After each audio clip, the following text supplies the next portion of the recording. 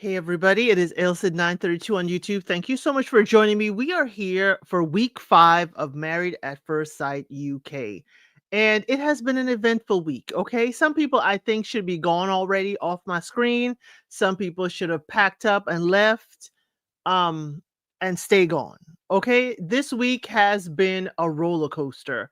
And I'm not just saying that because the tides have turned on Julia Ruth. The tides have certainly turned on Julia Ruth. Before, we were getting on Devani for yelling and shouting at her at the honeymoon. And now the tables have turned because now we're looking at her like, ma'am, the manipulation of it all. And she's trying to let us think a whole bunch of stuff. But definitely some couples have, they're going along in good stride. They are on their way to, I guess, happily ever after. I guess that is the point of the entire, you know, series. But let me start with our first couple. I'm going to start off with the ones that really don't need a whole bunch. I'm going to start off with the ones, that really didn't give us much trouble this week. Okay. Who didn't give us much trouble at all this week. And I'm going to start with Davide and Kia. These two are, stride for stride. They're going very well. They had their anniversary. Kia planned an amazing date. Talking about, this was the love hate week. What I love about you, what I don't like the hate, but basically what I don't like so much about you. And he planned a date at the zoo. They played with around the otters, and Davide really love otters. That is like his spirit animal. And then he realized how much Kia is very much like an otter. And he is relating his love of otters with his love for Kia. And I think that's wonderful. Now, Kia, here's the thing. I really like you calling out Julia Ruth, that she's just here for a little bit of fame. I'm glad that you didn't let a little friendship connection that y'all just met on the show keep you from calling her out. So I appreciate that from Kia. Okay. But these two, nothing much to say. They are going stride for stride. I don't have much of an issue with this couple. This couple is actually doing, everything they need to do, going through the process, and we're here for it. Okay. Another couple that I ain't seeing much, issue with. Okay. Leisha and Reese. They I'm not sure, y'all. Reese is saying everything he needs to say, but I'm not buying it. I don't know why. I'm not buying it. Okay? Because, he did say that she starts unnecessary arguments. She did also say that he has a strict schedule, and his strict schedule is he don't like the boom boom in the bedroom unless it's evening time. I finished with my day, and now I can, put all my energy into this.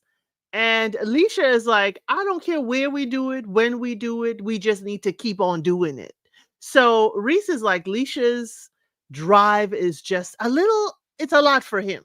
He's trying to keep up. All I got to say, Reese, is stay hydrated and take them vitamins, because Alicia is not going to stop. She's not. She's not going to stop because she finds you to be a very handsome man, Reese. Okay. So Alicia ain't going to stop. She likes you. She likes you a lot, and she wants to love you a long time. I'm sorry.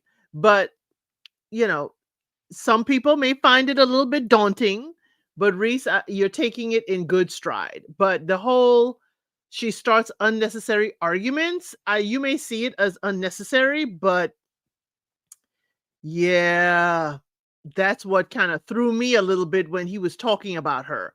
It's like the argument about the hand holding. I need to know more about the unnecessary arguments that you say Alicia is starting. I need to know a little bit more of that. But other than the hand holding, and she was really upset about him, and Alicia, you can't go off the rails. Okay. This is a man that does not know you. So if you want him to take your hand, certainly say, hey, can we walk in to the dinner holding hands? You got to let him know what he needs to do. He don't know you, you don't know him, and he's probably trying to respect the boundary that he thinks you have. Okay. So Alicia and Reese, I didn't see a whole bunch of problems with them this week. Also, not much of a problem. Abby and John. Abby and John. But I don't see much of a problem, but I could be the problem. I could be the problem. Because here's the thing. John is on his way to love. And Abby's like, okay. Hmm. Yeah. I I know Abby's probably a slow burn. Abby's trying to get there. She's probably like, Rebecca, I can't say I love you right now. I care for you. She does say she cares for John, but I don't see a whole bunch, with, Abby and John right there. I mean, I don't see a whole bunch with them. Um, bunch wrong. Except he's waiting, like Bailey was waiting. He is waiting and is hopeful that she would say that she is in love with him as he's trying to be in love with her. So, yeah. Yeah. I don't know. John really wants her to say that she loves him. And this is what I think is may start tearing at the fabric of their relationship. I do have great hopes for them. I have wonderful hopes for them. But Abby, I need you to at least, throw something for John right in here. I need you to say something like, "Hey, I'm a little bit behind on the path, but we're going in the right direction." Something like that, because John is looking so hopeful. And it irks me every time because I'm like, ugh, John, you're about to get your heart broken. Because Abby doesn't sound like she's really in it for right now. She's not as in it as John is in it. Okay, that's my little two pence about Abby and John. But they're doing the healthy thing. They're doing the healthy thing. Okay. I didn't get much into what I like and don't like about you. I know it was the what I like and don't like, what I like and dislike about you week. I'm not going to get too much into that other than, what brought up in a commitment ceremony and what was brought up at the retreat. Because I love a good retreat. Because the retreat is where all the trash gets thrown all over the place. So, April and Leo. Okay, they started off with a wonderful spark at the wedding. And what happened to the spark? It's disappeared. April and Leo,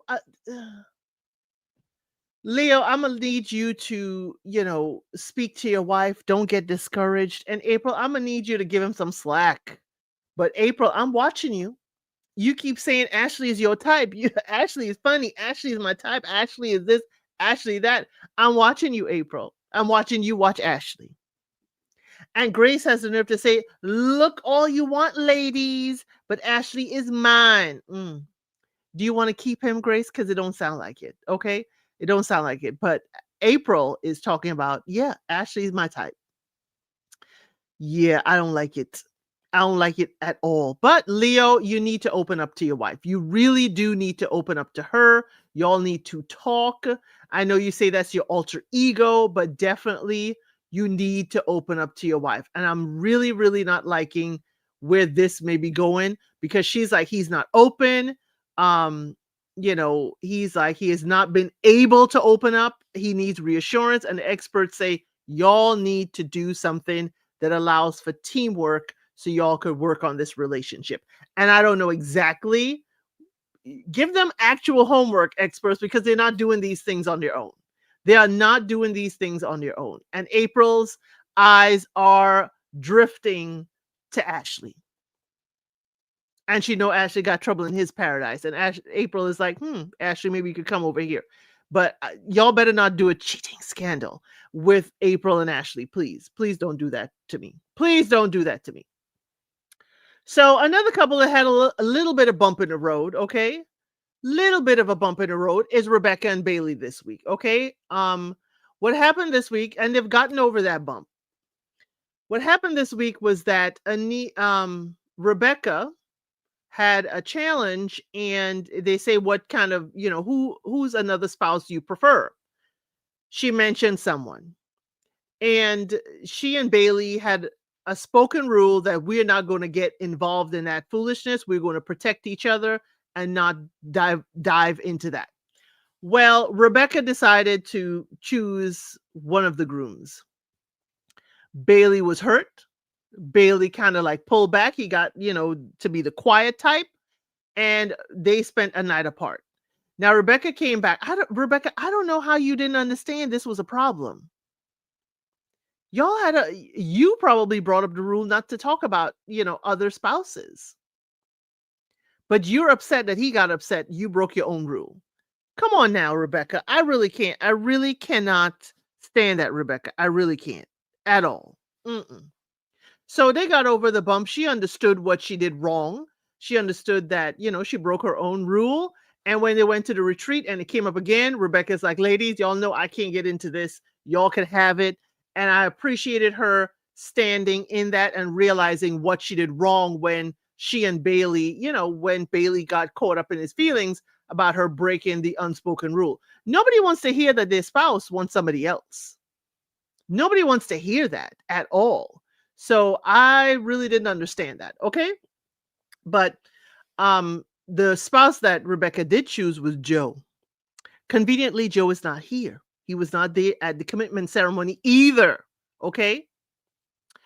But she says Joe looks like her ex. Is that the alpha male? Is that the alpha you kept talking about, Rebecca? I just, I can't see Rebecca and the Joe that we know.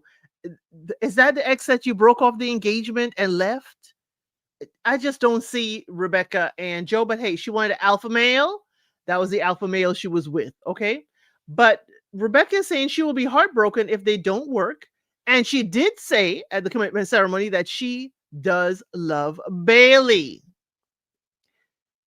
I don't know if I believe it. I don't know if I believe that Rebecca loves Bailey. I'm thinking that this is kind of like a setup where Rebecca says she loves Bailey because she doesn't want him to leave. I don't think she wants him to leave her.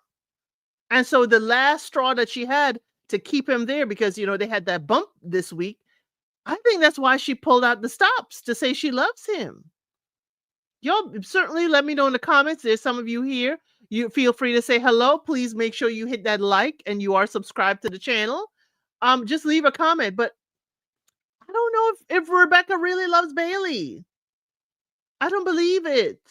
But y'all, this is an edited show. We don't know these people. And it feels fishy to me that Rebecca, all of a sudden, now that they had that hiccup, that now all of a sudden she loves Bailey. I don't know. And they've been having cutesy videos out there with him trying to put on the makeup. He's supposedly watching her do her makeup routine all this time, and he's trying to put on the makeup. Now, Bailey, don't feel so bad. Rebecca was a good sport. You were a good sport too. Don't feel too bad if you don't know what the makeup is used for or what each of those different brushes she has is used for, because Bailey, I don't know either. So I would probably be in your boat, Bailey, just picking up any old brush and putting any old makeup on because you don't know what it's for. I totally understand you, Bailey. But that was Rebecca and Bailey for this week. So who next can I go to? Okay, who else can I go to? Because, let's go here. Let's go to Leah and Lee. Leah and Lee. So this week we saw that Leah planned a romantic, boat ride, and she was steering the boat. Okay, Leah, I see you, Leah. She was steering the boat along, the canals. Is that what you call it? Canals or waterways? And they had a wonderful date. They had an amazing date with each other. And I was like, okay, I love it. But we can't date like this, Lee, outside the pods. Okay, we can't date like this outside the pods. Every week doing a nice boat date can't happen. But I'm glad that, Lee's getting out of her head. It seems like she is trying to like bring her walls down and give Leah a chance. Okay, I like that, Lee. But Leah getting into Devani and Julia Root's business on a regularly. Okay, you are. That did sound kind of bad when I said on a regularly, like regularly. Lee, you're getting into it. Yes, they do need the smoke. They need all the smoke.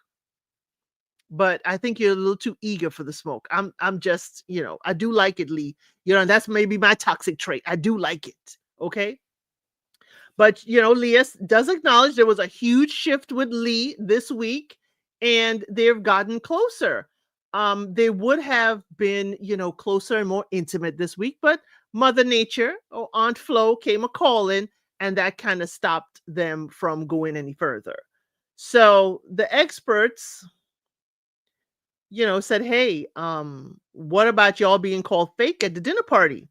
And they're like, that kind of tried to tarnish the week, but they didn't let it. Okay. And they say Julia Ruth is trying to use them as a scapegoat to change the narrative that is her and Devani's situation.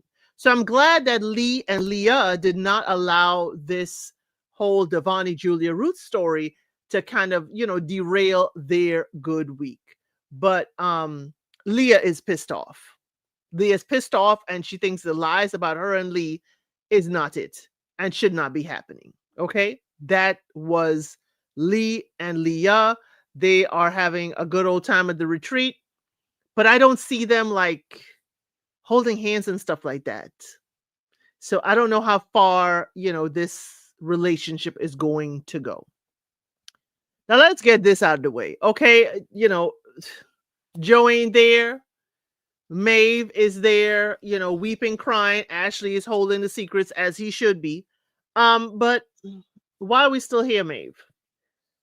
How many commitment ceremonies has Joe been to? Because Joe was sick with one and now he's not there. Now, not too much on Joe. Okay. Joe lost his grandfather. And, as someone who's lost, my grandfather's, that is a tough thing to go through. So not too much on Joe. So I didn't like too much sometimes when people are like, Joe, he could do more. We don't know the dynamics of the family with Joe. Maybe Joe's the only one doing stuff. And then you got to think about filming, and you got to think about this whole marriage and wedding that y'all know these aren't, solidified legal marriages like in the US. The US version, it is legal marriages. So I could kind of understand Joe, but that's how I am. I'd be like, whatever. I don't want to talk to anyone even associated with the show. So he would leave Maeve in the dust. Is it right? No, it's not right for Joe to leave Maeve out there like that. It's not right at all. But everybody, drying up Maeve's tears and kind of like turning at Joe. The man has had a loss in his family, a huge loss in his family. This, I think, is his mother's father. So again, he has to also emotionally console his mother. I mean, stop. I want them to stop this whole storyline with Joe. Okay.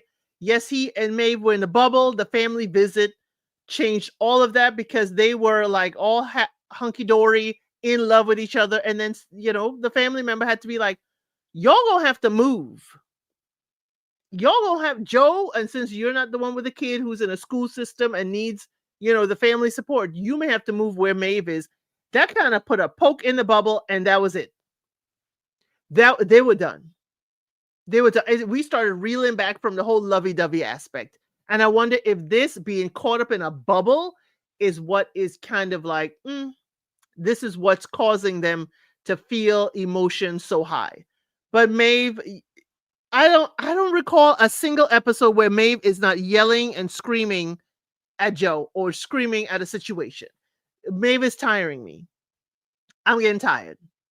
And then her saying, stay like, I deserve answers. I deserve answers. It's like, no, production told you not to leave. So you decide that's what you're going with. Maeve could pack up and go home. I'm sorry. And Joe could just stay with his family and be done. But Joe's being brought back for another storyline. And if we believe the rumors, Joe may be part of a cheating scandal. Okay. He may be part of a cheating scandal, but that's rumors on, the internet streets. But Maeve, pack up and go home, please. Go home. I know Maeve wants to go home. Because there's no way I would be separated from my son for anything other than, listen, y'all, Joe ain't coming. I could go home to my child. Okay. This couple, Nellie and Steven. I don't know why Steven is a hot commodity for Julia Ruth. Ugh, we have seen Steven cuss people out, get loud, and throw his cup across the room. Yet this is the man that Julia Ruth is saying she wants to be with and be around. Oh hell no! Oh hell no! Hey Tracy, you're late. I just really covered people that didn't have too much, you know, on them. I have not covered Jr. and Devani yet, so you are still right on time. Um, Nelly and Steven, they want us to believe, okay, that everything's hunky dory. But Nelly this week wants to come at Julia Ruth because she wants Steven.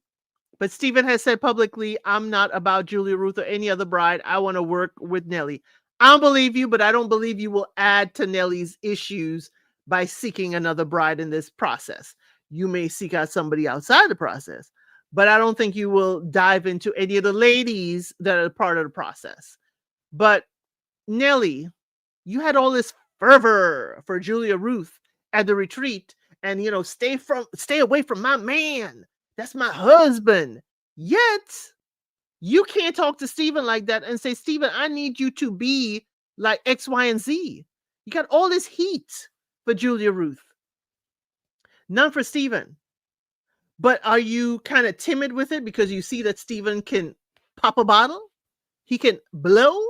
I mean, we have all seen Steven, cop an attitude, call everybody out their name, and call you a fool. So, Nelly, I just don't understand your behavior. You said, okay, when you were asked, why don't you address something right then and there? You're like, no, that's not me. I'm not like you. I take time. But you went after Julia Ruth right away when she called Steven's name again. You went right at her. So I'm sorry, Nelly. You saying that you take some time, I don't believe it. And Steven, your problematic behavior, I feel the way about Steven, the way I felt if you watch Married at First Sight Australia, if you remember Paul, if you watch last season, you remember Paul, and Paul had an outburst and he put his hand through a wall or through a door, depending on whoever you talk to. Paul put a hole in something. And for me, it was disturbing enough behavior that he needed to be removed from the show. Steven gives me that. He's showing me disturbing enough behavior that I'm not going to subject somebody to this. And his attitude and behavior and his outburst, he needs to be removed from the show. I don't think it's so much Nelly wants Steven. Nelly has low self-esteem to me, and her own personal issues is why she is popping off on Julia Ruth. Well, Julia Ruth said that she's insecure. And Steven deserves better than an insecure wife. Tracy, I'm glad you watched Australia too. Paul and Steven are the same person. Right. Yeah. I was about to say except yeah. Paul just didn't call his wife, and her name escapes me now. I could see her in her beautiful Italian gown. Paul just didn't curse. I was about to say Paul didn't curse his wife out on camera, but he did call her names on camera. He did. He did. So yes, Paul and Steven are the same person. So it seems like they typecast in certain personalities because Steven definitely, let it all out. But they had a weekend. I can't even remember what they did. I'm just pulling up my notes yet. What they actually said about each other, with what I like and don't like. But she said that Steven is a good person but has bad behavior. She does acknowledge, Nelly does acknowledge they're more affectionate now. And he was just as shocked that Julia Ruth chose him. Mm, okay. Okay. Okay. So Nelly and Steven, I still think Steven should be removed from the program. That's just me. Because his problematic behavior, I wouldn't want to have to deal with. You couldn't cohabitate with me. Not at all. Not at all. Not at all. So Paul did. He just wasn't upset when he called her names. Right. He called her name in a couple of swap. Yes. Yes. That's why I said I almost said it, but I forgot. And I was like, it came back to me what Paul said about his wife. Oh, it wasn't. No, it wasn't Karini. I forgot his wife's name, but I could absolutely see her right now. Um, but definitely. Let's move on to the next couple. I only have two more. Daggone it. Okay, Ashley and Grace. Ashley's holding secrets, y'all. Ashley is holding Joe's secrets as he should, but Ashley, Joe said it to you in confidence. But my thing is, I'm torn up about the fact that it's on camera. He told you it in confidence. It's just y'all in the Turkish bathhouse, but it's being filmed. So it's gonna come out. So I understand you being hesitant and you really trying to hold Joe's secrets, and I appreciate it, but it's being filmed. So I'm at the crossroads of it's gonna come out. It's gonna come out. Totally come out. So Ashley and Grace. Grace, what happened to the feminist? I'm not gonna let no man, behave and treat me and make me feel some kind of way about myself. But you're letting Ashley make you feel some kind of way. So I don't know how strong you are in your feminism. I'm not coming at you being a feminist, but Grace, okay? Hey, Ottawa, you're working, but okay, I'm hoping I'm entertaining you while you work. I hope I'm entertaining you. Glad to have you here. And your unsolicited advice later. The wife found this is my other show coming up at 5 p.m. EST today. The wife found her husband's second phone. So we're gonna talk about that 5 o'clock today. I think production told Ashley Joe was not coming back, so he told Maeve, and then Joe comes back. Yeah, we see the clips that Joe comes back at the retreat. At the retreat. But yes, Ashley's holding Joe's, secrets, and he says in the commitment ceremony when Maeve was on the couch saying, "Hey, I don't want to, betray Joe's confidence. So I'm just going to tell you, he said some things that, it shouldn't be a surprise to you." So I'm really, really, how Ashley handled it was fine. How he later told her that, Joe was dancing around the question, that was fine. He didn't say exactly what Joe said, but he said enough that maybe you need to pack up and go home. But going back, I think Ashley is looking for something to complain about. Okay. She's looking for something to complain about. She doesn't like the joke because apparently they were joking. Grace is supposed to be a comedian, and she can't stand his jokes because it paints her in a bad light. So she agreed, they laughed and they talked. And when Ashley was trying to summarize what happened to the producers, he said, Grace was being a D. Okay. She laughed. She chuckled. So Ashley thought the joke landed, not knowing she's going to bring it up later. She's going to bring it up later. And she brings it up to paint him in a really bad light because that's how she felt. She felt he did stuff to make her look in a bad light.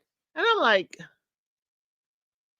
I would have gone along with the joke like, yeah, I'm the same D on a different day, and just let it go.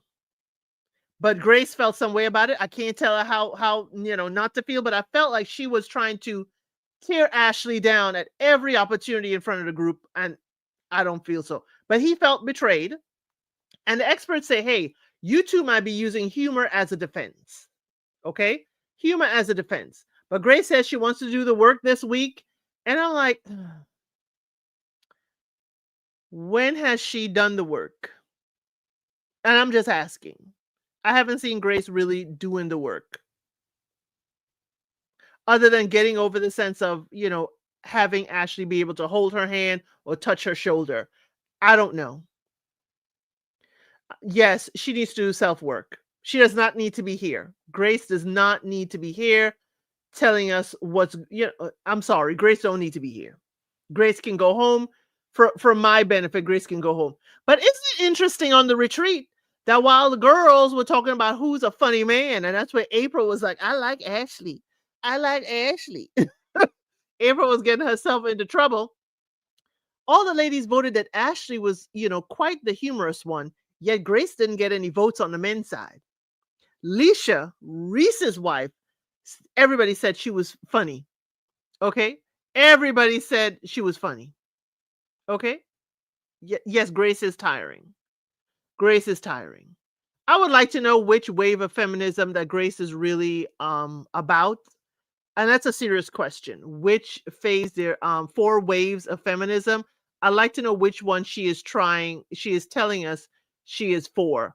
Because feminism does not mean tearing the man down. It doesn't mean that.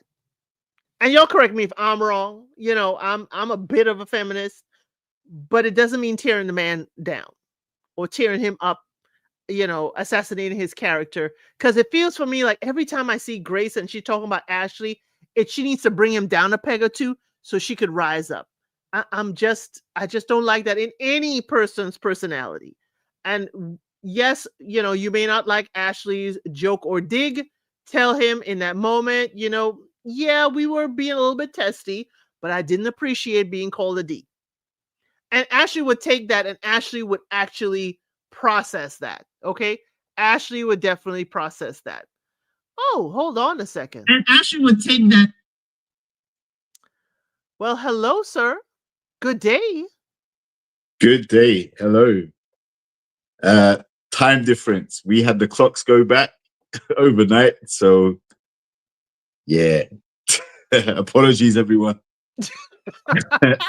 Lost a whole hour. Well, yeah, you're in time for Ashley, Grace, and Julia, Ruth, and Devani. But we go back next week.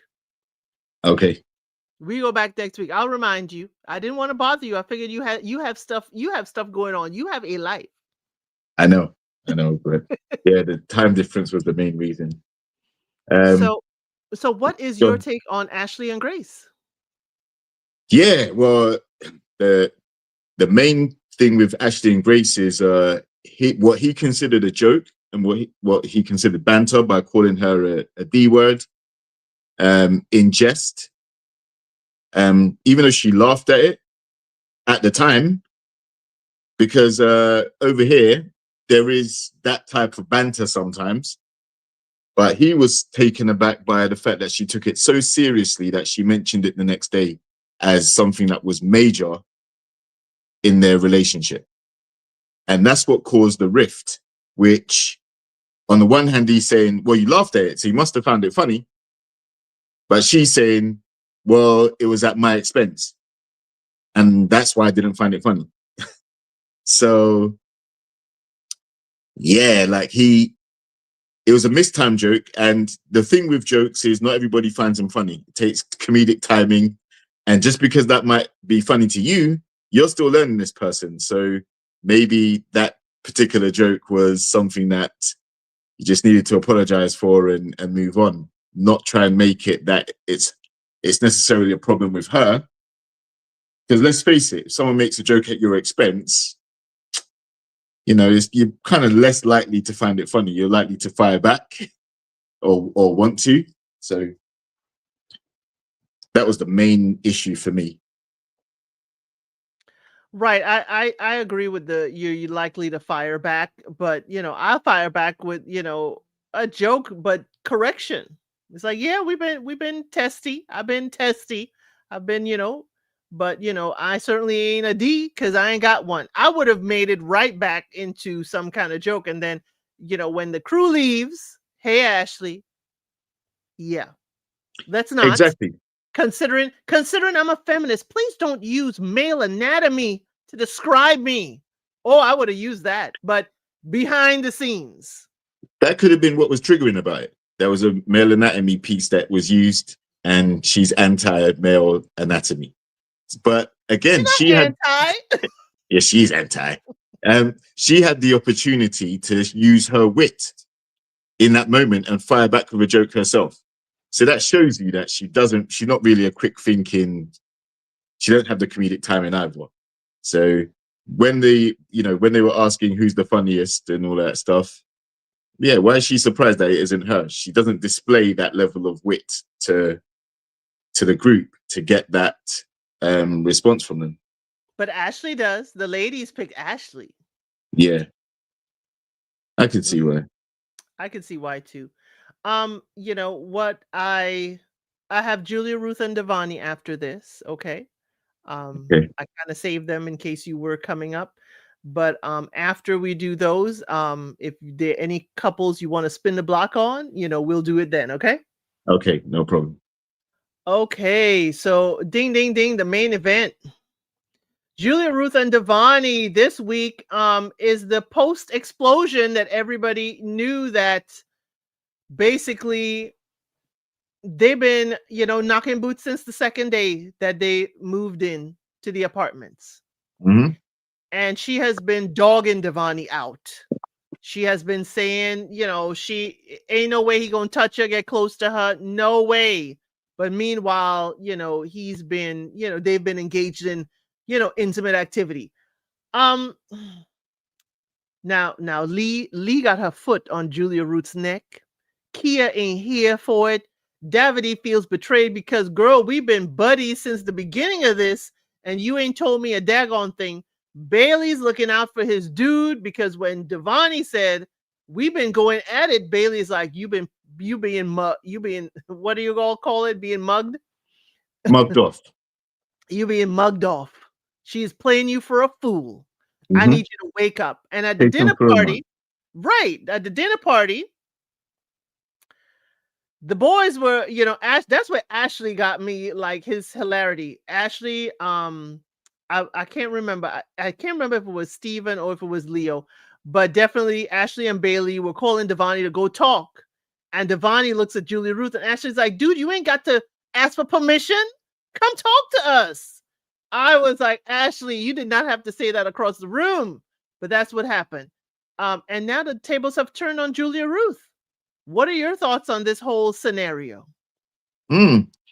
Well, first of all, her name is Julia Ruthless because that's how she's been treating Devani. So yeah, this was a very come to the front of the congregation moment for Miss Julia Ruthless. So what she's appeared to have done is she's made it quite clear to Devani that his height is the issue why she's not attracted to him. Then, obviously, as they spent time together, she said that he's a negative person because when he goes too deep into how he feels, it really drains the life out of the room, out of the conversation between them. Then she's gone and been intimate with him, sworn him to secrecy.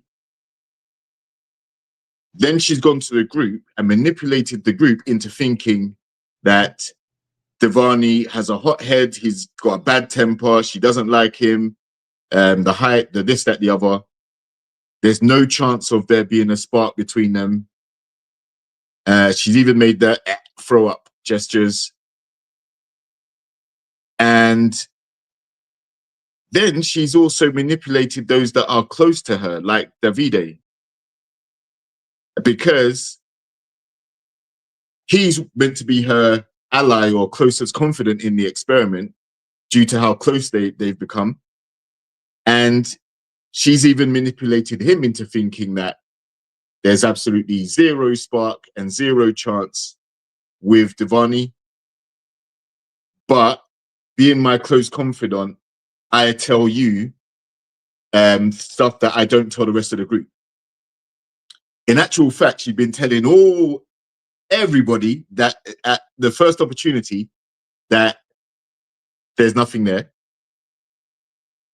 And Devani is only finding this out very late. In the arguments they have, she goes off on him, basically saying that he doesn't listen to her and she's his wife and he's supposed to be able to confide in her. You've already shut that down because you told him he's too deep. You don't want to hear his deep conversations. Then you're both storming out or sleeping in separate apartments as well. So again, that gives the illusion that you're not even knocking the boots because you're staying in separate locations. So my thing is, we sneaking down the hall at night. yeah, but the cameras know. She pointed out the cameras that are in the apartment already. So if you're going back to the apartment, the producers and the cameras know exactly what you're doing. So what I deduced is that Julia Ruth has someone on the outside that she's decided to tell, I'm going on the show, I'm going to try and boost my career, try and get opportunities, blah, blah, blah, blah, blah. But I'm not going to actually sleep with the guy that they pair me with. Then she's come on the show, told the guy that she's been intimate with, her husband, don't tell anybody because I don't want the cameras to know. I don't want it on camera. And then now it's all come out in the open. She is pissed because her whole house of cards has folded. Everybody has seen the manipulation now. Not only that she's performed on Divani, but also they've realized that they've been hoodwinked and sold a dream too. Which is why Lee is going in so hard on her, and Ashley and Bailey. They're all calling her out for her stuff. And the other thing I'll say, before I land my plane, is this also seems like a contrived attempt to unsettle Nelly and Stephen so that she can end up in some capacity with Stephen on the show. She already said to Nelly that she wants to end up in a couple swap with Stephen. Every time she's asked who she's attracted to or who she would prefer to have been matched with, it's Stephen. Now, her confessional, where she said, well, Nelly, you're insecure, and he doesn't need an insecure girl. He needs a confident woman by his side. So, you know, it's tough for you, basically. So she's making a concerted attempt to try and maneuver closer to Stephen for some reason. And that also might be the reason why she aired out his conversation about his prior conquests, because she knows that that would also unsettle Nelly and Stephen's relationship. Plane landed. Thank you. But again, she already is getting closer to Stephen because they were out drinking. You know, yes, Maeve was there too. They were out drinking when he spilled the beans, and he was not home with his wife, who was injured. So she already getting close to Stephen. And why, if you were so, meaning Julia Ruth was so up in arms about Devontae yelling at you at the honeymoon, you want Stephen, who been yelling at the group, who been throwing stuff. Why would you want that type of behavior and escalation? Oh, you're going to accept it from the tall man, but you ain't going to accept it from the short dude. Yeah, she's going to accept it from White Kang. White Kang can do it, but wait a minute. Not little Devani now. And you know, the problem is Stephen being a former soccer player and bragging about how he knows C-list, Z-list celebrities. That is Julia Ruthless's world. If she can ally herself with a partner who has connections, that is probably what she's going to go for. Plus he's tall, plus he's, you know, he's more her type physically. But I tell you what, Stephen is going to be even more volatile than she may even think, because he does not seem to look like he's going to enjoy being manipulated and have her raise up on him every 5 minutes. He will snap back. And to me, they have a very similar personality, but he don't like her. He ain't attracted to her. He don't like her at all. So she's in cuckoo land if she thinks that Stephen likes her. No. Yeah, Stephen don't like her. And no. Stephen, you know, I hope he didn't publicly say that he don't want to be around her because, you know, and then end up doing foolishness. You know, I just don't like that. But I'm sorry, Devani is still, you know, nobody's victim. He's grown, and I think he's here too to make sure he get his full 15 minutes. Yeah, I mean, I can see why you say that. I think two things can be true of Devani. He is a victim because she manipulated him and gamed him the whole time just to stay on the show. But he is also extremely gullible and delusional because when someone tells you who they are, believe them. Yeah, she's not putting this on as a facade, Devani. She's told you she doesn't like you. She's told you that the intimacy, the whatever you want to, whichever noun you know. Anyway, she said that it's rubbish. She said it's crap, right? And she also didn't want you to divulge anything. The first thing that Julia Ruthless went to when he tried to bring the point up is that you outed me. It's immediate mistrust. You outed me. I don't want to have this conversation with you anymore. Like basically accusing him when he hadn't done that. It was the rest of the group that extracted information from her and realized that, you know, this relationship's dead. There's no intimacy. That's what the group were under the illusion that she created. There's no chance.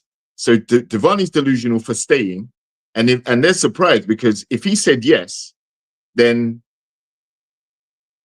man, like you're signing up for more of this stuff. And to my complete surprise, I think this is the most surprised I've ever been on a reality TV show. When Devani gave his little mini speech saying, I've been disrespected, I've been cussed out, I've been pushed from pillar to post, so I know what I've got to do. And he turned the card over and it said, stay.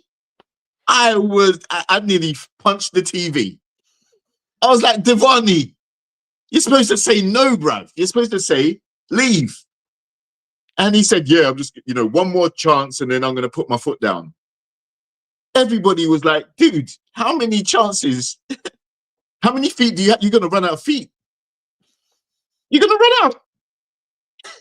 How many chances are you going to give her to keep doing this to you, bro? He can't run with already if he done put his foot down. But again, that's what got to me. I said, Devani, you're playing in my face. Maybe that's better for me to say. You're playing in my face. This woman has disrespected you repeatedly. Everyone in this room has heard her. They have told you this is what she said. This is why we're saying what we're saying, is because she has said, ain't no way. Ain't no way. Okay? And you ain't even coming within, 10 feet of her. But the thing is, he's like, oh, well, no, we can just work on it. She's saying we're in a good place. She's saying we're going to be good. So I'm a put my foot down and I won't be disrespected again. And she has disrespected you already on the retreat. And then you say you're going to pack your bags. I think you're going to pack his bags and go to another room. That's all he did. Yeah, but you know what's crazy? Is that I think he said they spent 3 nights apart and then she came back and she threw the cat at him. Yes. And he happily caught and played with that cat. And now he's a happy camper. So he's come back into the group feeling like, we can hold hands. We can have a strong front in front of the other cast members because we've just been intimate the night before. So everything's good right now. And that was her plan all along. Everybody loves a good purr. I mean, come on now. Right. So she dropped that little she dropped that little bit of cheese in there. Okay, you know what? She's probably thinking to herself, right, the couch is coming up, the therapists are coming up. If I just drop a little kitty on him, a little sympathy or pity cat, then he's going to think everything's rosy. We're going to walk in happy and we get to string this out for a few more weeks until the swap with Stephen. Well, I'm going to get close to Stephen. That's what she's thinking. Well, I'm glad she was rumbled. I'm so glad that the therapist, what's his name? Paul, is it? Yes. I'm so glad that he saw through the whole thing and had held her to account. The only thing they didn't do was do what they did with Dean and Helen, is it? Dean and Sarah. Dean and Sarah, that's it. Yeah, listen, give them their marching orders. There's nothing to see here. Yeah, that's the only thing that I think they could have done with therapist-wise. You've seen them both put yes, despite you seeing and admitting that Julia Ruthless has hoodwinked. He used every single name for hoodwink and swindle and manipulate that you could find in a dictionary or any thesaurus. Anywhere you can find it, he basically gave the description for what she's done. She played you, Devani, and you still decided to stay there. You need help. You need an intervention, and they really should have just said, you know what, I'm out. And yes, I just saw the comment. He's sleeping with his beautiful wife and he's happy. No, beauty's only skin deep. Beauty's only skin deep. And it's also very subjective. Now, there's no way anything about her personality, her attitude, from what we've seen on this show, can define Julia Ruthless as a beautiful person. She wants to be considered that, and that's why she's kept up the charade, and that's why she's manipulated everybody into trying to curate that personality. But in actual fact, a nice person doesn't need to do that. They just naturally are. He said you don't get a second chance with this kind of woman. That's because she might pick Steven or find a guy like Steven. I think this is way above his usual grade of ladies. Way above. Well, that's very disappointing if that's true. It means he has not really had a real relationship with a lady of any caliber whatsoever. Oh, wait a Because minute. Julia Ruthless is by no means, and I mean absolutely no means, a prize. She's a liability. She's going to create stuff around you that causes dysfunction in your relationship. She's going to go and gaslight people. She's going to manipulate people. She's going to tell stories about you behind your back and have people believing things about you that aren't necessarily true. So that is not a nice person. That's not a prize, and that's not beautiful. Now, that's going to turn your family against you. Exactly. It'll turn everybody against you, and they'll also see you as a very weak person because all you're doing is looking at the flesh and going, okay, well, all is forgiven now that we've had a little kiss on the couch. No, she's demoralizing you every day, and she's destroying your character to everybody in your circle. It's not worth it. So Ottawa agrees with you that she may have someone on the outside, okay? Yep. Wouldn't be surprised. But, he asked to spend the night apart. And she's like, she doesn't understand where all this is coming from. I just don't get that she doesn't understand where this is coming from. How do you not see the man is kind of waking up from the fog? And, that you have just told everybody, and everybody is just offloading on him. And you don't understand where this is coming from. The lies are being exposed. Yeah, but remember, after the couch, when they get to the retreat, Devani was again with Lee and a couple of the guys. Bailey and Ashley. Yeah. And they gave him more information that Julia Ruth doesn't know what was said because she wasn't present. Right. And they are all saying, how could you have said stay, dude? She's been telling it. She told the girls one thing. She told the group another thing. She's told you something completely different. So what's happening here? And that's when it's hitting even more deeply for Devani because he's just like, man, I just put stay. And there's still more stuff that I'm hearing about that she's been saying. Yeah. So yeah, like he's in a state of shock right now, and he must feel like a complete fool because he had the chance to leave, and then after he's picked stay to give her another chance, there's even more revelations. I'm just glad the group did not vilify him for, as she wanted to change the narrative to he spoke on things that I wanted to remain private. Yes. I'm glad the group didn't turn on him. Her claws weren't that far into the group that they automatically were still fixated on him being the villain. It was shifted. I'm glad because she kept on saying, I can't believe you told. I asked you not to told. Respect me, respect my privacy. And everybody's like, wait a minute. But you were talking. And even though you weren't talking about what was happening between y'all, you were talking negatively and saying, ain't no way anything can happen while you were doing the opposite. I just hope the bloopers come out where we see them walking down the hall, because there's cameras in the hallway, walking down the hall to each other's rooms, getting the bow chicka pow pow going on. Mm. I think Julia Ruthless needs to realize, even if there's a height discrepancy when they're standing up, when they're laying down, they're the same height. I was about to say that. I was waiting for you to get there. Yeah. So maybe just try laying anyway. But I digress. The fact of the matter is that watch the devious scheming that it takes to manipulate so many people and to try and skate through as if you haven't done anything. That is where the issue is with Julia Ruth. And the reason why you can't vilify Devani is because Julia Ruthless is the biggest villain on the show so far. There's no one else that's come on here with a possible ulterior motive to try and curate a personality.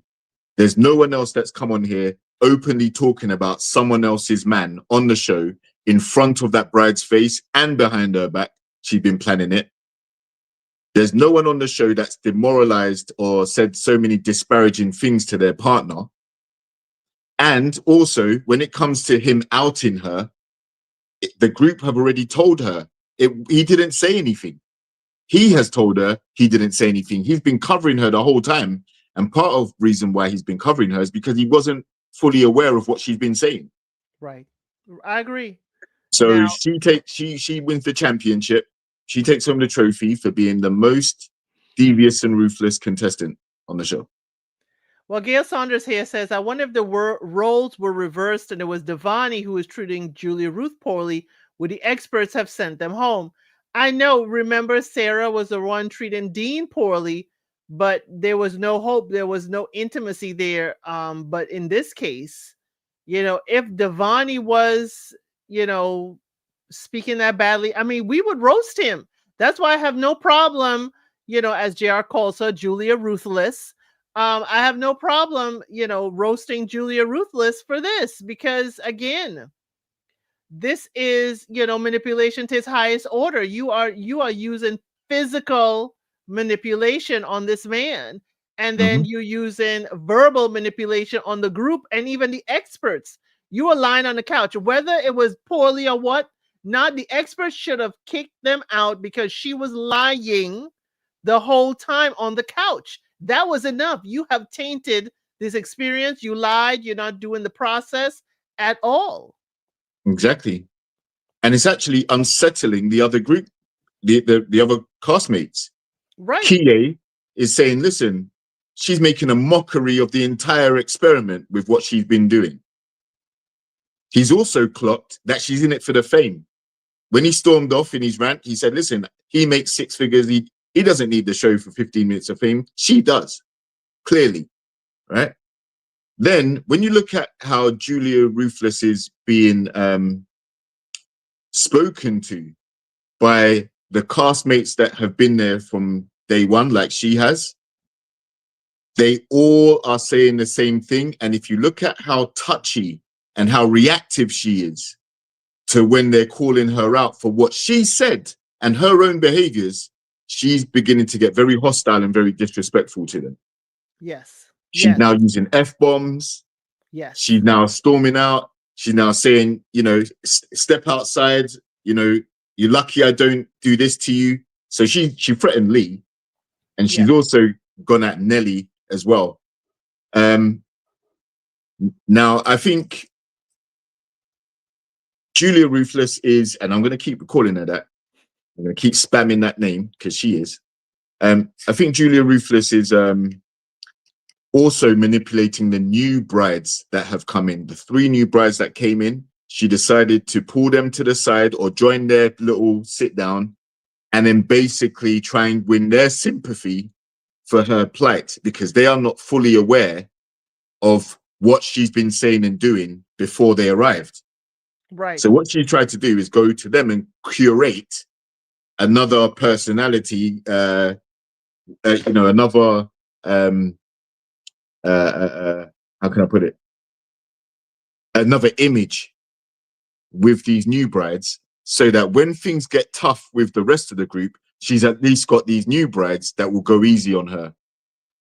The moment she Right. stormed out, one of the new brides got up and walked after him. Julia Ruthless, come back. Don't leave. I think that was Right? Grace. You think it was Grace. Yeah. So she she's just a manipulative person. There's no doubt about it. Yeah, we're seeing it. This isn't an edit. She's literally telling people certain things to paint herself in a certain light in order to win favor. But then she's acting and doing very diabolical things. So I agree. If the roles were reversed and we had a guy that was as conniving as Julia Ruthless is, you know, not only would he be dragged for filth, but there would be genuine reasons to get him off the show ASAP, because that level of manipulation is very emotionally, psychologically, and mentally abusive. It's very abusive. Why? Yeah. Because you're disparaging your partner every single time you have a conversation. And sooner or later, your partner, who's under the impression that there's some hope there, is taking it all in and still trying to figure out how to have a relationship with you. But all you're saying is very disparaging, demoralizing things until it's time for the couch. Then a little bit of coochie, then let's go in with a united front. That's not a formula for a healthy relationship. No, that's a formula for just getting some while you're in this process. But, I'm thinking we've had some villainous grooms, okay? We had some, but we haven't had villainous grooms where they're sleeping with their bride and then trashing them and saying they're not. I can't remember in maths, and I haven't seen all Australias, but we've had some villainous men in Australia, and we've had some only a few villainous men on UK Married at First Sight, and some in the US. But we haven't had one. We have had where they don't ever say they slept together at all, either bride or groom. We had that in the US. It was diabolical when we found out later that they were knocking and rocking constantly, but they just on camera never spoke of it. But I've never seen a groom, and y'all could correct me in the comments, please. I've never seen a groom, keep it quiet, yet trashing his bride with everybody else. We've had grooms that slept with their wife and say it wasn't good, but we haven't had them, try to play both sides, play the group and play their spouse. But whether she came for a villain edit, I've also seen people say that she wants to, have a villain story or whatever, and that way it could be a comeback story later on. I don't know anyone who wants to be a villain. I don't know anyone who wants to be a villain. And it's certainly taken away from, Stephen, who's also a villain in this, to me, in this whole thing. And Grace is, Grace is way down the totem pole on villainy, but this is, Julia Ruth is at the top of it. And I don't understand why. I would certainly like to find out later on then about more of her past relationships, because it's certainly feeling like she's treating men like they're disposable. That's what it's feeling like. So did the exes really cheat, or was she just left? I mean, flighty and left. I don't know. I really don't know. But is there anything else you want to say about Devani and, as you have dubbed her, Julia Ruthless? I'll just end it by saying this better be their last week on the show, man. Because I don't think that she even deserves to make it to the couple swap, knowing what her intentions are and how that can obviously cause a huge negative event for Nelly and Stephen. You want me to tell you what I've heard on the street? What? I've heard they do make it to the couple swap, but she doesn't get Stephen. Ah, well, she better not get Joe either. I've heard it's Joe. It's not going to be a good recipe. Okay. That's what I heard on the street. We don't know, y'all. That's just, the streets are talking. Okay. Yeah. So since I did, thank you so much for your insight and your redubbing her Julia Ruthless. The chat certainly likes that name. You really have given her a good name for the chat. Now, who would you like to spin the block on? Because I covered everybody before. Who do you want to spin the block on? Who would you like to Okay. speak Um, about? briefly, hot dog champion and his bride. Yep, that's them. Leo and April. Right. So April has the ick big time. Um, Leo, I think he's trying to be very PC, trying to tiptoe around everything he says and does. I don't think he knows how to be himself around her, which, because he's not at ease and he's not forthcoming with his personality, she's fast losing attraction to him because she feels like she doesn't know who he is yet. She can't get to know him. He's not himself. Every time he said something, he goes, yeah, well, this ain't really me. And she's like, well, what's happening? You know, why are you not being yourself? I think he's too used to hanging around the lads, too used to hanging around the Mm. guys. So a lot of the jokes and the banter and the things he talks about, it's how he would speak to his male friends, but probably inappropriate to be talking to his girlfriend. So he's struggling to to really find a way to relax and be himself. And now she's becoming very emotional about it and quite critical as well. So unless he does something very quickly, this is going to be a very short-lived relationship. And she's looking at Ashley. Yeah, she is. Ashley would probably fit her more, Yes. but that's not who she was matched with. So unfortunately, whilst the show is airing, it's a no-no. However, if the couples don't make it at the end, you know, if the coast is clear, then you can probably test the water. Or you could just, like if y'all watch Maths Australia, you could just be rubbing feet under the dinner table like Adrian and Sierra that last season. And Mm, that never went anywhere on screen, mhm. but we don't know what happened after the fact, but this camera zoomed in on them rubbing each other's feet, okay? Not the hot dog king and queen. Yes, Yeah. they are the hot dog king and queen. Mm-hmm. She serves them up and he just eats them, as fast In as he record can. timing. Yep. Yep. I think he said he had what 14 in like 11 minutes or something like that.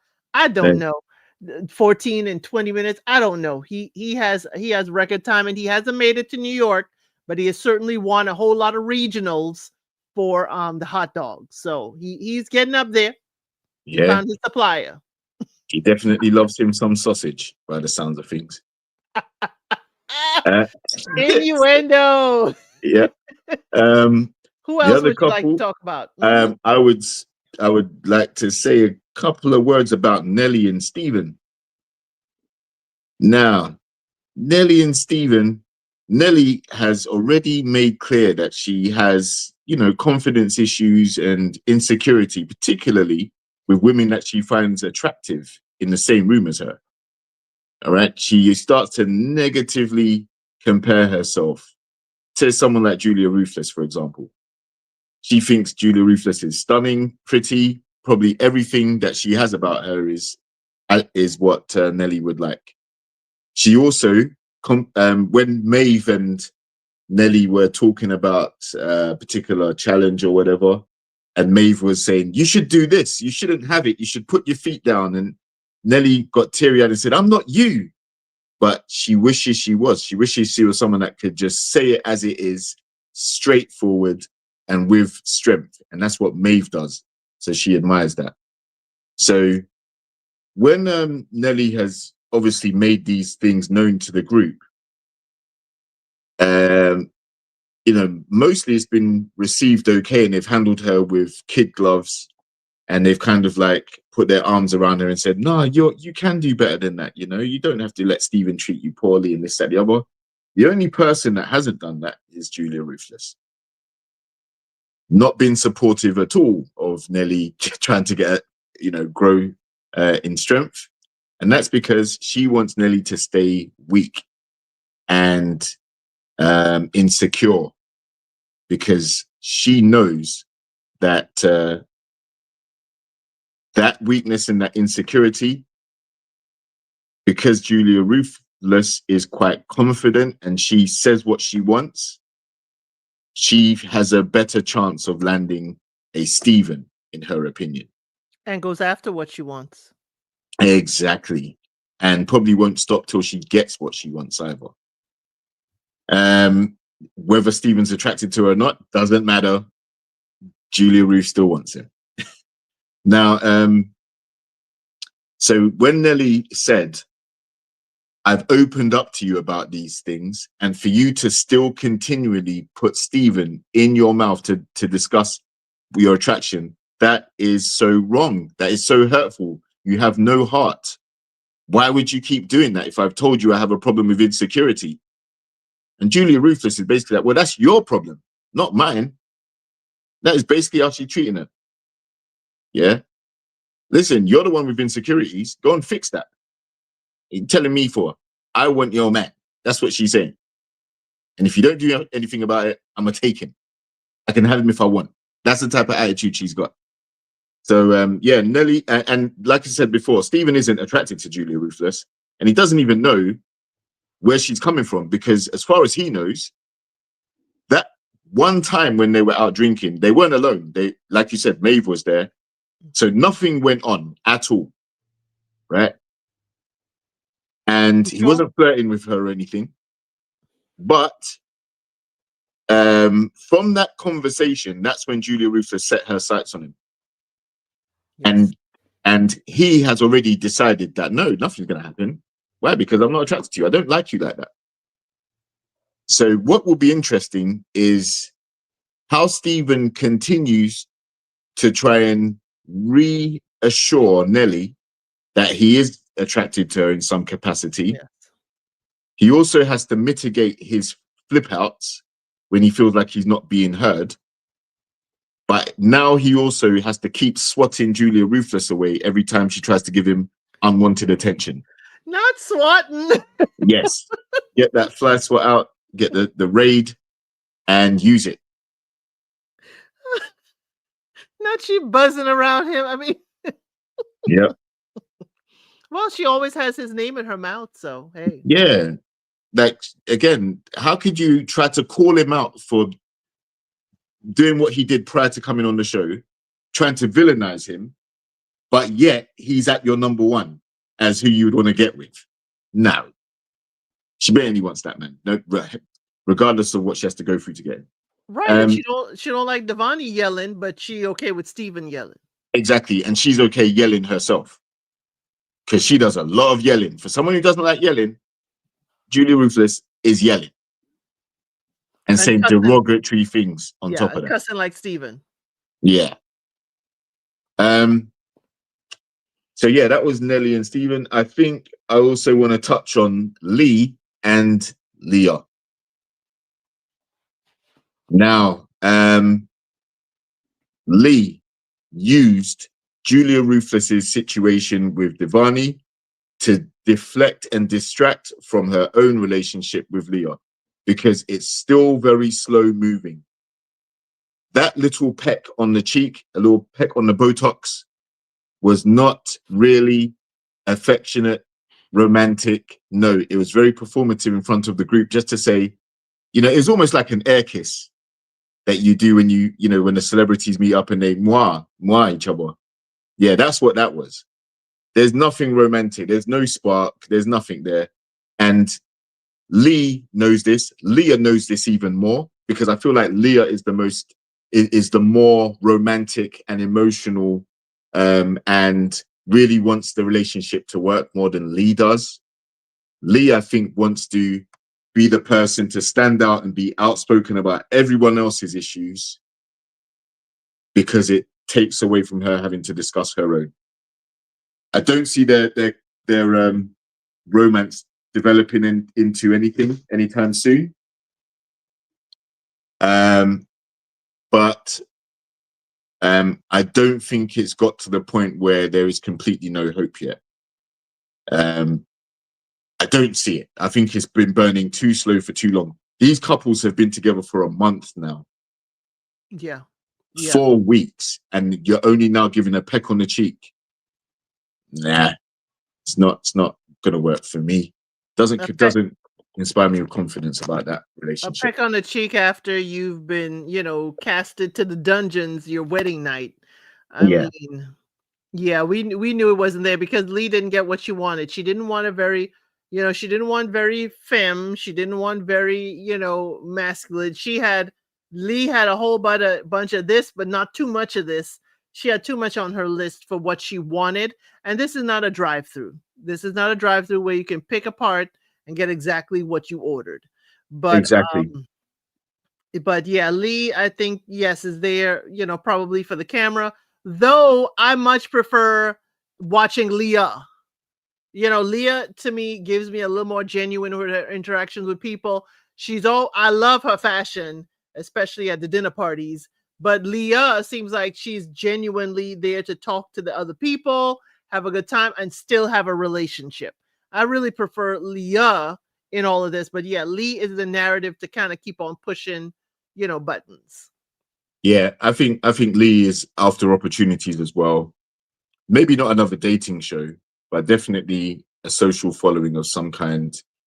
Um, and she just doesn't want to get close to Leo like that, which is obviously not a good place to be if you're Leo and you're wanting someone to warm up to you and be affectionate. Um, and also, I think there was a scene where they were going to take a shower together or have a bath together or something like that. With our clothes on. There you go. That's a dead giveaway. I don't think I've ever heard of a situation where you're in a relationship with your partner and you decide that you want to go and take a shower together with your clothes on or a bath together with your clothes on. It's meant to be a very intimate thing where you're able to touch each other and these two better soap up each other as well. How are you going to soap up with no clothes, with your clothes on? How? How can you really scrub the nooks and crannies while you're wearing your clothes? But we're not there to scrub, JR. No, you're in the bath. You're in the shower. Okay, in the It's shower, we're supposed to not there be to you. we're You not there scratch to my back. I scrub. I scrub yours. No, we're not there to scrub. Okay, we're not there to Well, scrub. you're not there to be intimate. So what are you getting into the bathtub with your clothes on for? Maybe she wants, the bathing suit on because then we can take the bathing suit off while in the shower. I mean, I don't know. It does No, not seem very romantic at all. I agree with you. no. Okay. You take the bathing suit off. In fact, you don't even wear the bathing suit into the bath or shower. You wear that in the swimming pool where you just were with Leisure having a conversation with your partner. You're supposed to be full naked, bucket Not naked. full naked. Yes, bucket naked. All right. Now, Gail said they should, wish there was a therapist or psychiatrist on the couch. Well, Mel Schilling, she's a psychologist and behavioral expert. Yep. So of all the people she should be, she is, within that realm. We know Mm-hmm. Charlene is an intimacy therapist and Yep. Paul is a relationship expert and he is the Right. main host. So yes, Mm-hmm. there is Mel a Schilling. And if you watch Rehashed, Wilco Rehash, he calls her 2 shillings. I know. She's a psychologist and behavioral expert. Yeah. Can I just say, Tracy, in the comments, I know you're not going in there to scrub, but you're also not getting in there with your clothes on. Neither, right? That's the No, point. no, right. The clothes on is a deterrent. That is a stop. Yeah. Okay. It doesn't allow for, smooth passage. Okay. Doesn't allow for smooth passage, rough passage. Doesn't allow for any passage. Nothing. None at all. Lee is playing in our face. Lee is playing in our face. Now, if you want to have your hair wrapped up and not get your hair wet, sure. But you could be in the bubble bath, Lee. Okay. But, maybe Lee is letting us know you can still find intimacy with clothes on. It doesn't have to be butt naked, as you said. They could still be on the path to intimacy, okay? With, Well, there is a song that says we don't have to take our clothes off to have a good time. right. That's Lee. We don't have to take our But that's clothes off. before Lee's time. That the wrong generation for that to be an excuse. Sorry. And that hasn't been remade or remixed and brought into modern times. So no, she doesn't know about that song. Lee, I tried. Lee, I tried. No. But hey, the camera picked it up, and she could have been facetious. She could have been making a joke, but the camera and the sound people picked it up. Lee, I think it was a joke, because Leah did a she did a and it could be, hey, it could be that they've been soaping each other up, and we just don't know about it. Hey, we just don't know about it because No. Leah gave a little bit of and when she was walking away. So I was like, ooh, side eye. No, I'm sorry. They barely soap themselves up, let Daggone it. alone soap each other up. Your Right? life is reality is insisting on popping my bubble. Listen, I wonder if there's even any suds or bubbles produced when they're in the. No, there ain't. So no, there's no spark. The water is wet. The relationship is wet. Wet blanket. Ooh, Nothing happening. okay. Okay. Is there anyone else you would like to dive into?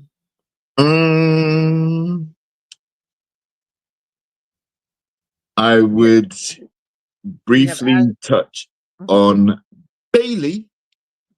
Bailey, yes, and Yes, Rebecca. Bailey and Rebecca. Now, they had a pact of sorts where, what was it? You don't say another person's name. Keep anybody else's name Correct, out your mouth. correct. And she is the one that made the pact, and she's also the one that broke it. So that's where the problem comes because you've basically told him don't do something, and then you've gone and done it yourself. So yes, it's Double standard. double standards, some hypocrisy, and that's what's caused the dissension. Don't want to And face the consequences. exactly. So when you get called out, you start to have a problem with it, and you start to have these tears and all these other things. But no, you're the one that set the rule, and you violated it. Not saying that it would have been beneficial for either of you to call and mention a name, but you basically just went against something that you set for him.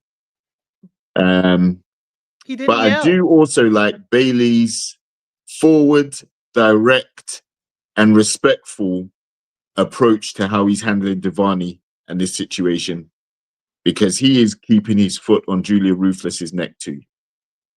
He's saying, listen, dude, Devani, talk me through your thought process. Talk me through, after hearing what you've heard, tell me how you're feeling, bro. And then he's telling him, listen, okay, I've heard what you've said and I've heard how you feel. This is what we've been told from the group. This is what we're seeing from the group. Now, after hearing what we've said to you, now you have to make a decision, Devani.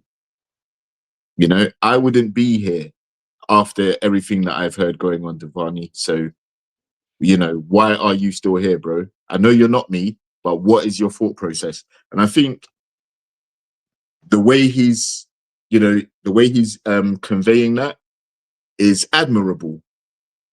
Because he could easily stick the boot in on Devani and call him a wuss and you're a sap or whatever else.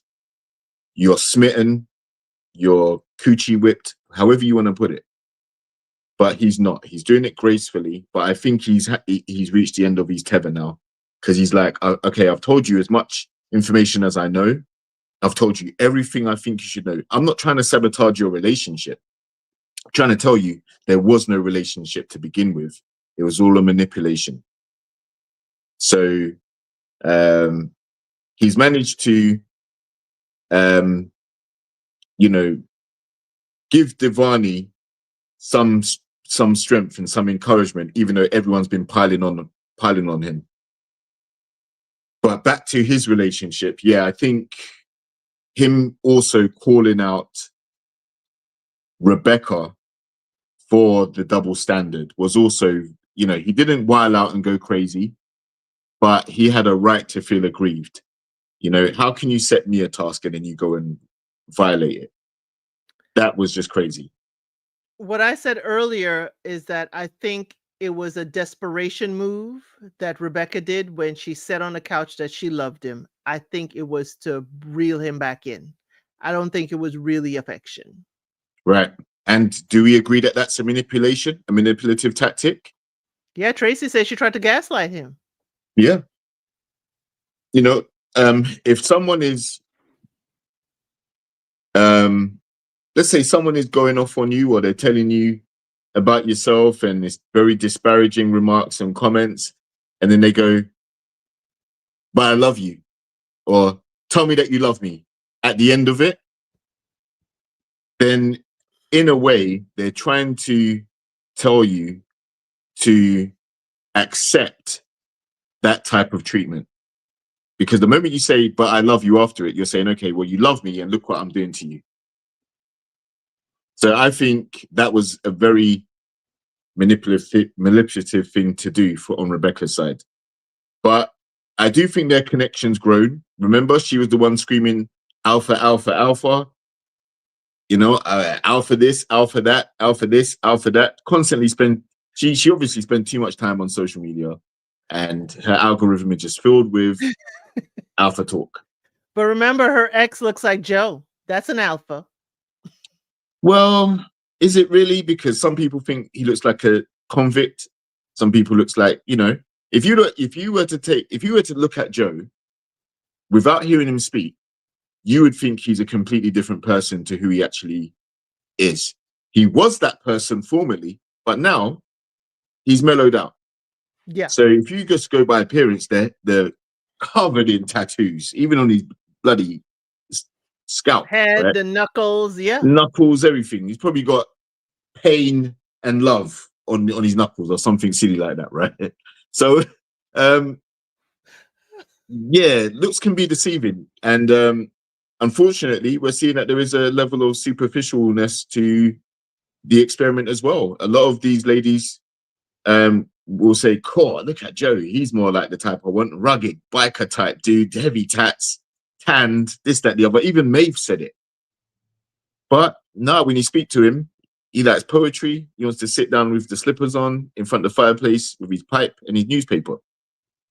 So, basing the appearance is going to misfire. But there is nothing wrong with Bailey and Rebecca. Her constant thing about Alpha, Bailey, again, he laid some pipe and everything's all right. So be happy with, obviously no relationship's perfect, but just be thankful that Bailey is the type of guy who's able to communicate well and has shown signs that he's still interested and very much attracted to Rebecca. So, well, they say love the one you're with. Yeah, that is true. So she's loving the one she's with. So, we got to take her at face value, though I think she was grasping at straws and trying to, pull him back in and make sure he stays there. But I think Bailey has always been fun loving, but I think with him, and what we saw of him being a girl dad or just being a father is what also kind of keeps his jovial side there. And as you're correct, seeing him and how he handled Devani, he's a guy's guy. He didn't have to bash Julia Ruth, okay? He didn't have to bash her in order to feed into Devani. It's like it's like one thing to give people information, it's another thing to help them process it. And I think Bailey is going the extra mile saying, "Hey, you're getting all this." And he and Ashley say Devani's overwhelmed. When he gets overwhelmed, he going just close up or, roll in a ball or whatever. But he's like, okay, let me help you process this. All this is coming at you. Talk it out. I think that was something you pointed out that was, so right about Bailey. He is going to be there and with you. And with Rebecca, he needed that extra time. You done violated the rule. Now I'm hurt. I need some time. And she just wants him to get over it and not suffer the consequence of it. Okay. He's like, I can't do that. He didn't yell at her. He just pulled back and got silent. And she Mm, saw that as major. Yes, a withdrawal can trigger people, but he was not, he's like, I needed time because I was hurt. That's all. exactly. And it will be interesting to see how Bailey handles being called a P word by Julia Ruthless from the previews we see for the next episode. Yeah. Oh, yeah. Because that is another derogatory comment. That's fighting words in a lot of places. But again, we'll have to wait and see what happens. We definitely will. Is there any other couples or you want to end it there? I think that's all from I remember. The two guys on there, they're still getting on well. Abby and John are fine, except, Abby and she John doesn't are say, fine. Yep, they're I love they're you probably the yet. most gooeyest couple at the moment. But she Um, hasn't said, I love you. Or is she no, not on the path? still too early, in my opinion, but it can get there. And Leisha and Reese, she wants to go like rabbits, and Reese needs a schedule. Yeah. Leisha and Reese are. Yeah. I don't know. I don't think they match well enough. I think she's also quite manipulative. She's quite forward and demanding, trying to apply a lot of pressure.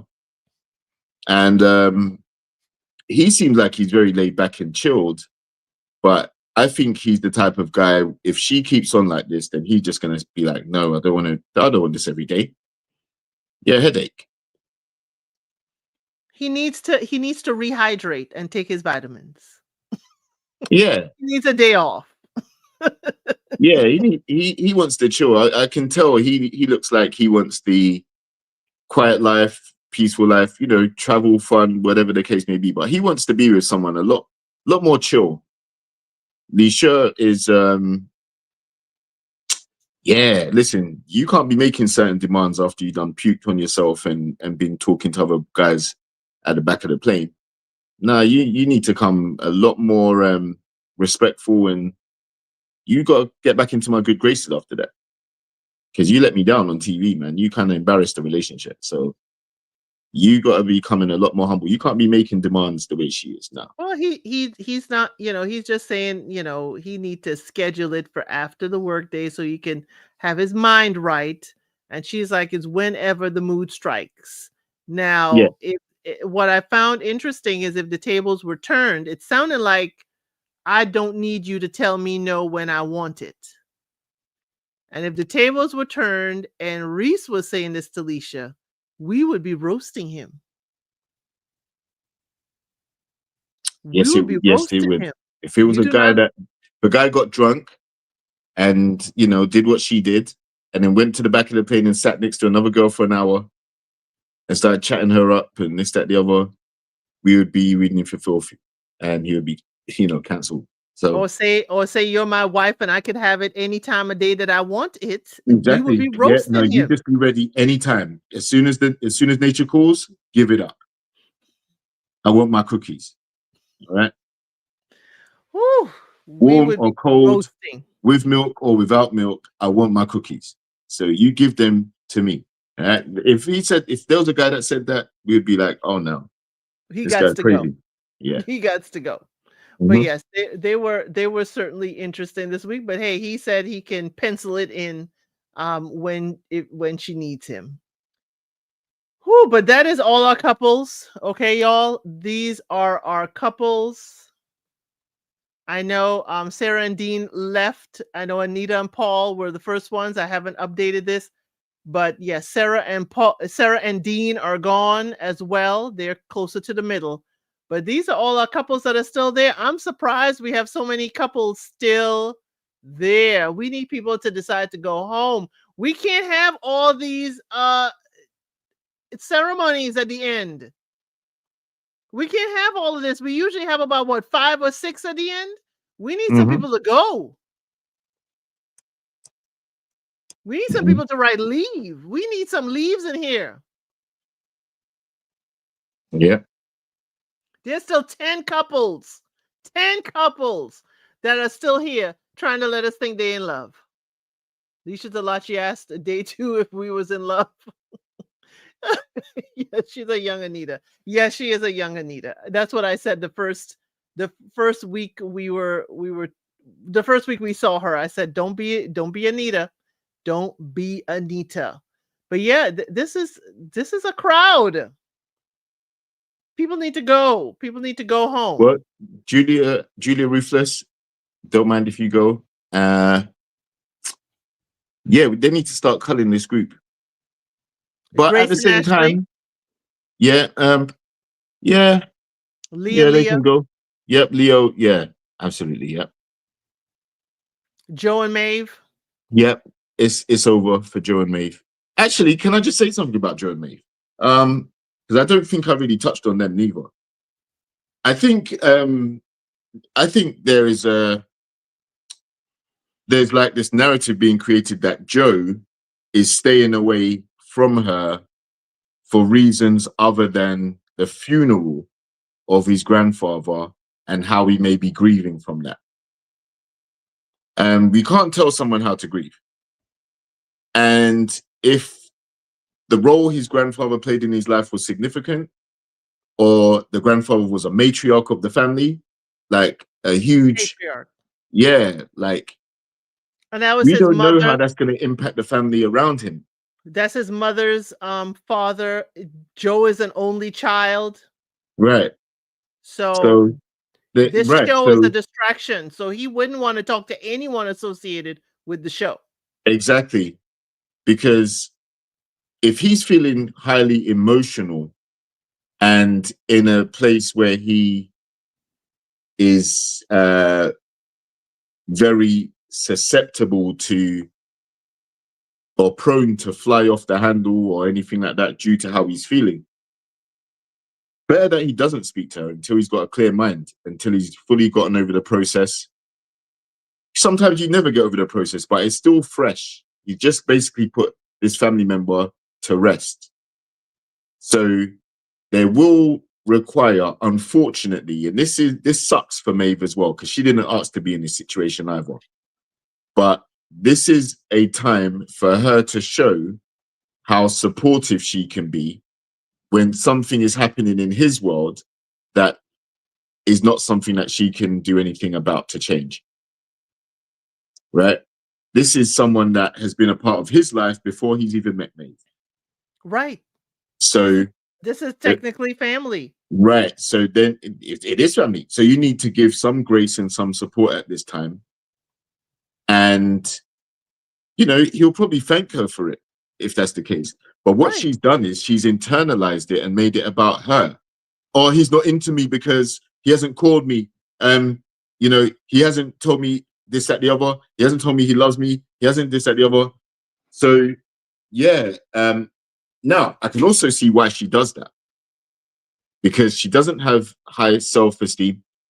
She also is used to picking guys who are rough around the edges, and that's who she thought Joe was. She, you know, she's indicated that there's always been a level of mistreatment or, you know, just not a good relationship. Even her friends said that the relationship choices she's made have been terrible. So, to have someone like Joe, who seems to be more communicative and more and calmer, is kind of doing her the world of good, as indicated by the experts when they had her on the couch. They said, we seem to have seen you change a little bit. You're no longer the highly responsive, highly reactive person. You seem to have mellowed out a bit. And we think Joe is the reason for that because of how his personality is. And also how he's pouring into you now. Right. But the thing is, she's constantly resisting this change because it's not who she really is. She feels very uncomfortable being vulnerable in this way because she's used to being the brash, outspoken say what I want, get what I want type person. Very direct. But with Joe, she has to temper and kind of manage how she speaks to him rather than being so abrasive, because it And here's drives a wedge between them. He wants to leave as soon as that happens, or she storms out as soon as it happens. Yeah, go ahead. the thing is that, I don't know how, as you said, other people grieve and so forth. But the last thing Joe needs is for you to be tossing things at him. The last thing he needs is, when he comes back, for you to offload on him about how you felt. I mean, I'm sure, it's probably going to edit to the fact like she don't even ask him, like what's happening with your family? Are you okay? Are you sure you want to come back? We need to talk, but I need to make sure you are okay for us to have this conversation. But no, again, from the honeymoon, she was going off the handle. It's me, me, me, me, me, and off the handle. Okay. But, the thing is, he lost a family member. He lost a close family member. Mm-hmm. He needs the distance from that. I would have texted, hey, do you need me to leave so you can sever ties with the show so you can go on with your grieving?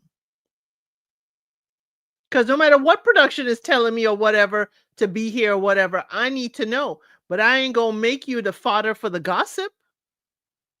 I would still say, hey, I would like to be here to, be some sort of comfort to him when he does decide to return. I don't want to just end things this way. I think we should, speak face to face. That's how you could keep on going without it Mm-hmm. being a rah, rah, rah. I just don't like how it's being, portrayed, because Maeve is more than just being rah, rah, rah and the Mm-hmm. party girl, and, Mm-hmm. and like I said earlier, I would just go home on the principle that I am away from my child. And Yeah. I'm not going to be with this foolishness when I could be home with my child. I A could ch- tell Mhm. Joe off or whatever. I could do whatever I need to do to get myself off of this show and write leave. And y'all could go to Joe and find out if he want to stay or leave, but I'm gone. Absolutely. And they could have done that this last episode, because Yes. with Joe not being there, you're making her sit around the other couples who are gelling, who are getting on, who are going through disagreements and ups and downs. She's there witnessing all of this, and her partner is not there. So I think it's unfair to keep her there by herself. If you are going to keep her there, you have to take her away from the group activities to some degree, because Right. her partner's not there, so she can't fully participate. Right. She could have gone home and spent some time with her son And and then come come back. back when Joe's back. Right. Why are you keeping her on the TV and on the couch and everything when Joe's not there to even represent himself or be the other half of the relationship? So Straight. that would have been the perfect time. It's been 4 weeks. Go home, check in with your son, spend some time with him. Then when Joe comes back, we'll see if we can get both of you back and continue your relationship. Right, and you could time it well. She comes back at the retreat and it's like, yo, I'm gonna be here because Joe is going, show up at the dinner party by yourself and then Yep. have Joe show up, and then you all could create some drama. But as Tracy is saying in the chat, Maeve gets to walk away when she needs time because she's upset. It's okay. But him needing time for his grief is she is being upset. This Yep. is crazy. Mm-hmm. Because she wants to be the one to walk away. She doesn't want the other person to walk away from her. Because she said, it's triggering for her. But again, you have to give room and space for everyone. If the space you wish to have is the space you should give to your partner. Mm-hmm. But yeah, that was my thing with Maeve. I don't know why you're letting these people keep you from time with your child. And if it is not the case, because y'all is an edited show, we don't know. Maeve could be seeing her son on the weekends. We don't know. Okay. But Joe is definitely not here. And they're making it seem like she is there not seeing anybody else and just Mm-hmm. crying in the apartment while Joe is gone, handling family business. He ain't just gone. He ain't gone because he wanted to leave. He didn't just up and leave. There is Exactly. a major reason. And that's exactly how it's being portrayed. Like he upped and left and he's ghosted her. Right. Who has, again, Joe is an only, what we have known of Joe, he's an only child. This mother, we didn't see any other family. This is mama's father. Joe has to handle everything. Nobody wants to deal with a show and production when handling family matters. I certainly don't want to. So, that's why I'm like, I'm watching that really how they curate that, because I'm like, y'all need to ease up on Joe. Y'all need to ease up on Joe. He ain't just left. Yes, she was da da da da da da da da, and he needed time, and he just didn't come back. But he talked to her before the dinner party. He at least gave that much. Hey, I got to go. I got to handle family business. But even then, she brought it back to herself. So again, like Married at First Sight US, which the 4 episodes dropped, last week Thursday. There's another, person on there that is all about self. This time a bride, and she don't want her husband talking anymore because he done talked enough about himself. And she's like, I need your focus on me.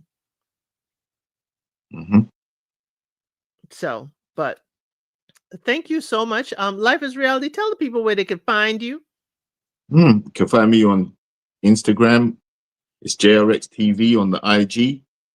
It's Life is Reality on these YouTube streets, and JRX TV on TikTok. Yeah, he has some good content on TikTok, y'all. And I'm experimenting right now. We'll watch the experiments happen. Y'all, I am Elsa932 here. I'm covering MAFS UK, MAFS US. We do those lives on a Saturday. Love is Blind. I cover the international versions of shows as this one.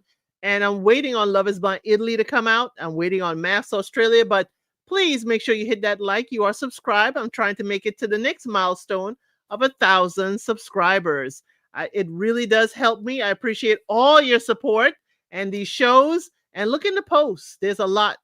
But later on today at 5 p.m. EST, I have a show I curated for this channel called Unsolicited Advice, where we give our advice to the people who are asking the internet. And today, a woman finds her husband's second phone. And another woman's husband asks if he could have a girlfriend on the side. We give our unsolicited advice in the comments. And I hope to see you there. Hey, Miss Honey, glad to see you were here, dropping a couple of hearts for us. But y'all, thank you so much. We'll be back here next week. My time changes. It falls back an hour next week, Sunday, but it'll definitely be 12 noon EST. Thank you. Life is Reality. I'll see everyone next week. See you on the next one.